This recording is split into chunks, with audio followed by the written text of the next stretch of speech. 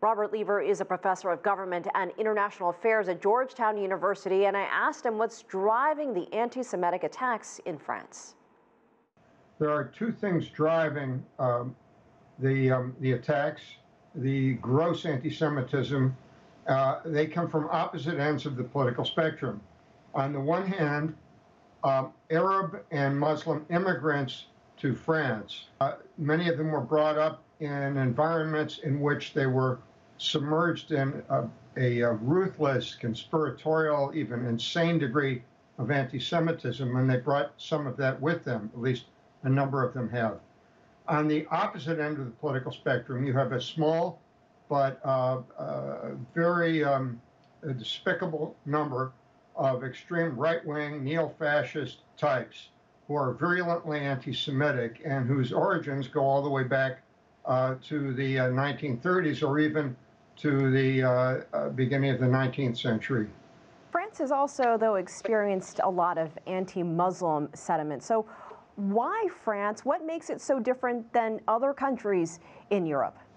The French adhere to the concept of basically assimilation into French citizenship, that everyone should be French under the law, that there should be no distinction among citizens by race or religion or nationality. They're supposedly not polled in the census for that, but the differences are very real.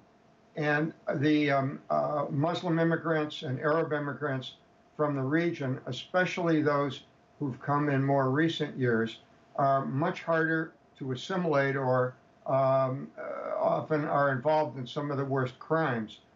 Also true of some second-generation people. But if you think of the terrible killings at the kosher supermarket in 2015 of 4 Jewish customers there, along with 13 other people at the Charlie Hebdo newspaper office, most of them have been carried out by either Muslim immigrants or those who are second generation.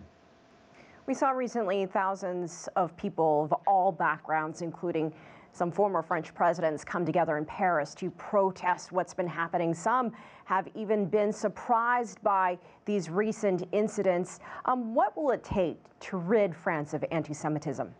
Education is important. Cultural leaders are important.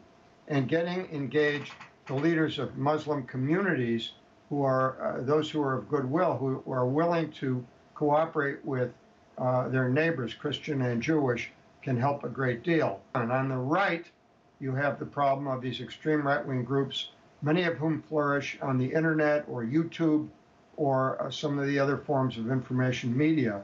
And there has to be much more zealous inspection and censorship of them, because what you're talking about is not simply differences of opinion, but lethal, brutal, diabolical conspiracy theories and incitement to hatred or worse.